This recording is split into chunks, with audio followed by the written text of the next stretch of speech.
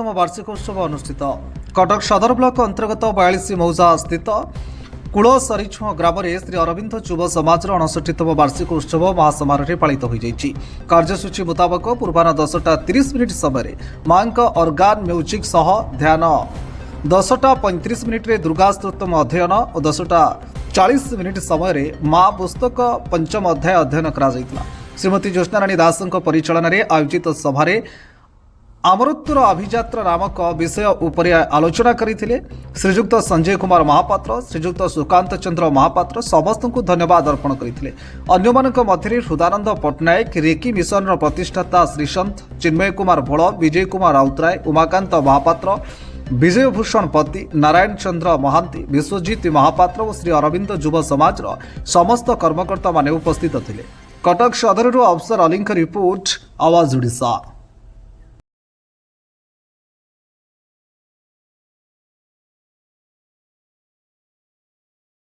ସୁକାନ୍ତ ଚନ୍ଦ୍ର ମହାପାତ୍ର, କୁଳସରିଛୁଆ, ବାଲି ସାହି, ଏ ହେଲା କଥା। ଆଉ କ'ଣ କହିବେ? ଶୁଣନ୍ତୁ, ଏ ଯେଉଁ ଅନୁଷ୍ଠାନଟି ମୋର ଉପଦେଷ୍ଟା ବା ବଡ଼ ଭାଇ ଦ୍ୱାରକାନାଥ ଭୋଳଙ୍କ ପ୍ରେରଣାରେ ଏଇଟା ମୁଁ ପିଲାଙ୍କୁ ଏକାଠି କରି ଆରମ୍ଭ କରିଥିଲି। ସେଟା ହେଉଛି ବୋଧେ 1968 ମସିହା। ଏ ଭୁଲ ଲେଖିଛନ୍ତି, ଯେଉଁଟା 70-71 ଲେଖିଛନ୍ତି। 70-71 ମସିହାରେ ସେଇଟା ରେଜିଷ୍ଟ୍ରେସନ୍ ହେଇଥିଲା, କିନ୍ତୁ ତା ପୂର୍ବରୁ 68 ମସିହାରେ ସେ ଆରମ୍ଭ ହେଇଥିଲା। ସେଇଟା ଆରମ୍ଭ ହେଲା ଦିନୁ ମୁଁ ଆଜି ପର୍ଯ୍ୟନ୍ତ ପିଲାମାନଙ୍କୁ ଏକାଠି କରି ପ୍ରତିବର୍ଷ ବାର୍ଷିକୋତ୍ସବ କରିବା, ପାଠଚକ୍ର କରିବା, ଏଇଟା ମୋ ମନ ଭିତରେ ଗୋଟେ ଧାରା ବାନ୍ଧି ଯାଇଥିଲା। ମୁଁ କରି ଆସୁଥିଲି। ଏଇଟା ଆମର 69ତମ ବାର୍ଷିକୋତ୍ସବ। ମୋତେ ବୟସ ଆସି ହେଲାଣି 80। ମୁଁ 69 ବର୍ଷ ଯାଏ ପାଠଚକ୍ରରେ ଲିପ୍ତ ଥିଲି। ଦେଖନ୍ତୁ, ଆର ବର୍ଷକୁ ମୁଁ ଥିବି କି ନଥିବି, ଆଉ ପାଠଚକ୍ରରେ ଆସି ଯୋଗ ଦେବି କି ନ ଦେବି, ସେଇଟା ମାଆଙ୍କ ଇଚ୍ଛା।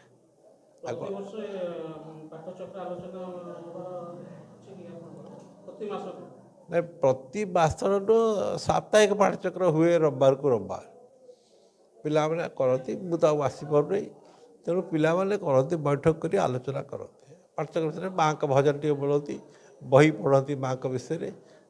ପ୍ରତି ସାପ୍ତାହିକ ପାଠଚକ୍ର ହୁଏ।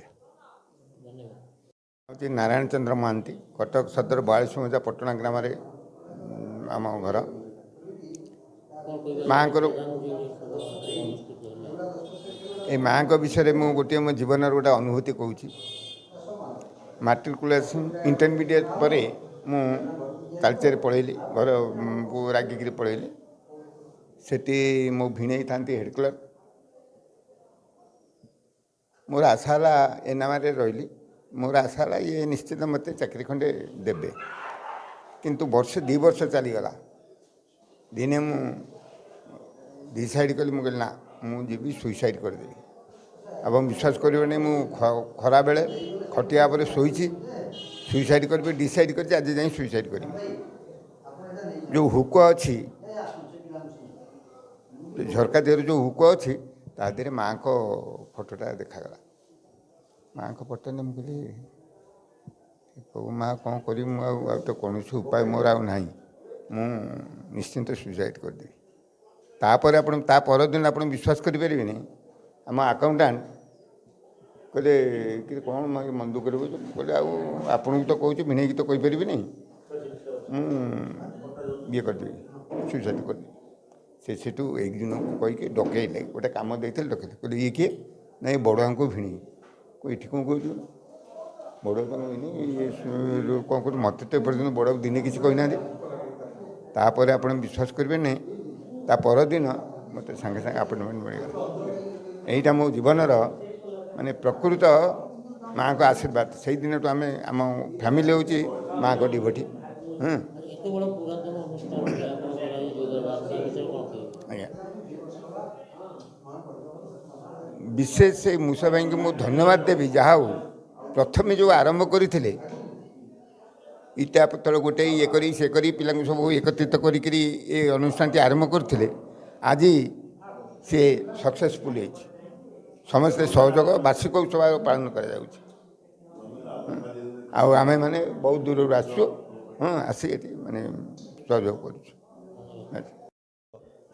ଅରବିନ୍ଦ ଯୁବ ସମାଜର ପଥଭ୍ରଷ୍ଟ ଯୁବ ସମାଜକୁ ସଠିକ୍ ପଥ ପ୍ରଦର୍ଶନ କରିବା ପାଇଁ ଶ୍ରୀ ଅରବିନ୍ଦ ଏବଂ ଶ୍ରୀ ମାଙ୍କର ଦର୍ଶନ ଆଜିର ଯୁଗରେ ସବୁଠୁ ଅଧିକ ଭାବରେ ଆବଶ୍ୟକତା ଅଛି ଏବଂ ଯେଉଁ ଲକ୍ଷ୍ୟ ରଖି କୁଳସରିଚୁଆଁରେ ପ୍ରତିଷ୍ଠିତ ଶ୍ରୀ ଅରବିନ୍ଦ ଯୁବ ସମାଜ ଦୀର୍ଘ ଦିନ ଧରି କାର୍ଯ୍ୟ କରୁଛି ଏବଂ ଯାହା ଆମେ କହିଲେ ଯେ ଯେଉଁ କାର୍ଯ୍ୟକର୍ତ୍ତାଙ୍କ ବିଷୟ କହିଲେ ମୂଷା ଭାଇଙ୍କ କଥା ଯେ ଗଣେଶ ନହେଲେ ମଧ୍ୟ ମୂଷା ଭଳି ଶ୍ରୀ ଅରବିନ୍ଦଙ୍କର ଦର୍ଶନ ଏବଂ ଶ୍ରୀ ଅରବିନ୍ଦଙ୍କ ଦ୍ୱାରା ଯେଉଁ ପଥ ପ୍ରଦର୍ଶିତ କରାଯାଇଛି ସେ ପଥରେ ଆମକୁ ଅନୁଗାମୀ କରିଛନ୍ତି ଏବଂ ତାଙ୍କର ବୋଧ ହୁଏ ସେଇ ଆଧ୍ୟାତ୍ମିକ ଚେତନା ଆମ ଯୁବ ସମାଜକୁ ପ୍ରଭାବିତ କରିଛି। ବିଶେଷ ଭାବରେ ମୁଁ କହିବି ଯେ ମୁଁ ନିଜେ ସେ ଚେତନାରେ ପ୍ରଭାବିତ ଏବଂ ଯେଉଁମାନେ ଏହାର ପ୍ରତିଷ୍ଠାତା ସଭ୍ୟ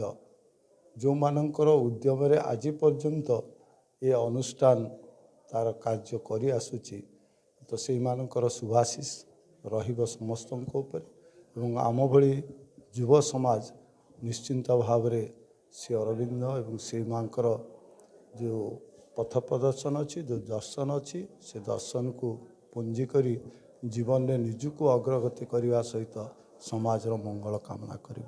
ଜୟ ଗୁରୁ। ମୋ ଘର କୁଳସରିଚୁଆଁ। ଆଜି ଶ୍ରୀମା ଅରବିନ୍ଦଙ୍କର ବାର୍ଷିକ ଉତ୍ସବରେ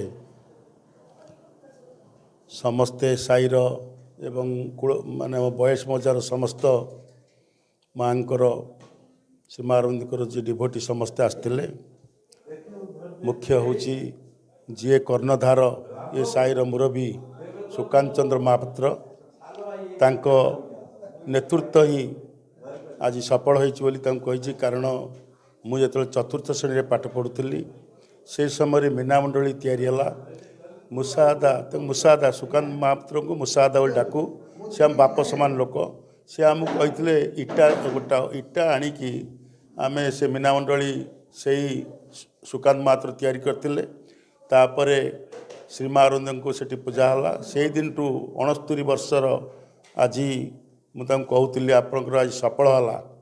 ସେ ଭାରି ଖୁସି ହେଲେ ଏବଂ ତାଙ୍କୁ ଆଜି ବଧେଇ ଜଣାଇଲେ ଏବଂ ଉତୁରି ଫଟୋ ଦେଇ ସମସ୍ତେ ମୁଣ୍ଡିଆ ମାରି ତାଙ୍କୁ ଆଶୀର୍ବାଦ ଦେଲେ। ସମସ୍ତେ କହିଲେ ଆପଣ ଦୀର୍ଘାୟୁ ହୁଅନ୍ତୁ, ପ୍ରତିବର୍ଷ ଭଳି ଏଠିକି ଆସିବେ।